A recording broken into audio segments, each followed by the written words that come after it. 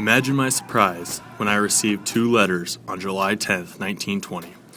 One was from the J.C. Nichols Company, inviting me to report to their firm. The other was from Madison Bell, advising me that he had been named athletic director and head football coach at the Haskell Indian School in Lawrence, Kansas. He asked if I would consider the job of assistant coach in football and head coach of basketball and track. I joined him at Haskell and have never regretted it. When he graduated from Baker University, a gentleman by the name of Madison Bell, was at Haskell and got my dad to come there as a coach, athletic director, and the works.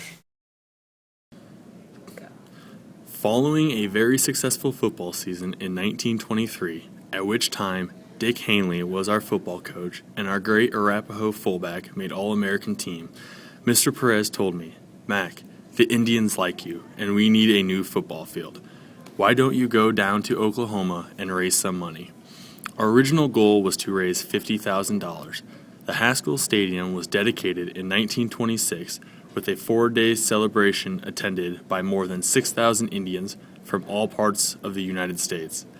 Not only did we raise $185,000, but I was also in charge of the Monmouth Homecoming that attracted 125,000 visitors to see the Indian dancers, a free buffalo barbecue, and other events.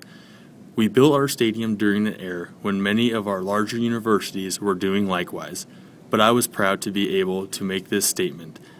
The Haskell Stadium was unique in 2 ways. First, it was paid for by Indians only, and second, it is paid for. Every dime came from Indians. They raised the money for the stadium. My dad would travel all through Indian country, which was Oklahoma, and it was up to him to get the money because he was in charge, and he got the money, and it was all Indian. There was not a white person, government, nothing that gave to the stadium out there. The Indians gave to the stadium. In 1928, I borrowed the money from the Lawrence National Bank and bought a 10-acre tract 2 miles north of Lawrence. I had a hunch that a federal highway would eventually be routed past this property as a portion of the tract was being purchased by the State Highway Department. The following year, I sold my banker on the idea to help me build a filling station in the form or architecture of a mammoth teepee. It was over 40 feet in height and had living quarters on the 2nd floor. When the filling station was opened in the summer of 1930, I had 3 of the famous football players at Haskell as operators: Louis Rabbit Weller, Wilson Buster Charles, and Pete Buffalo Nickelman Shepard.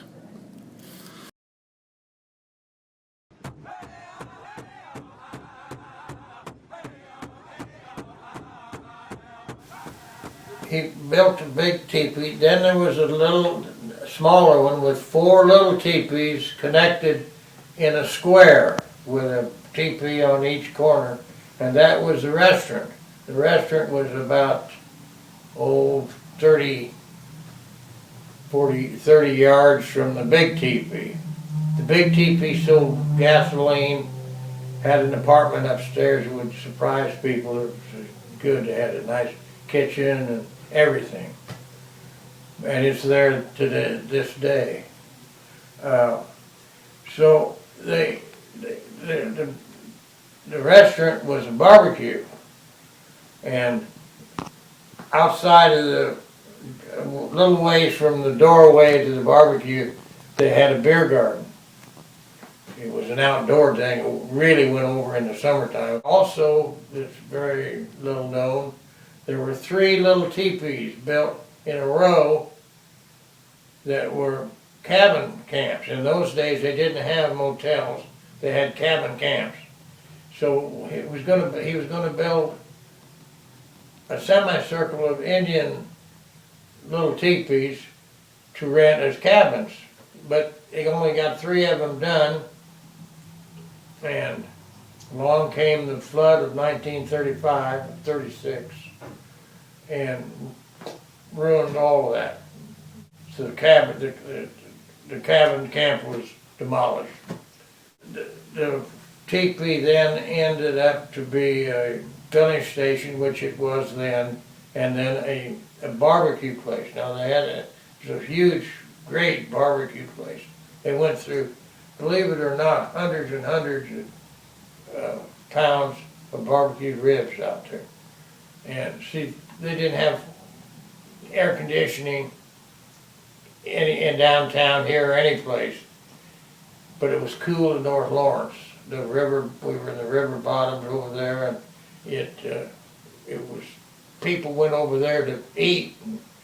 And today they don't do that because they've got air conditioning. So it was quite popular.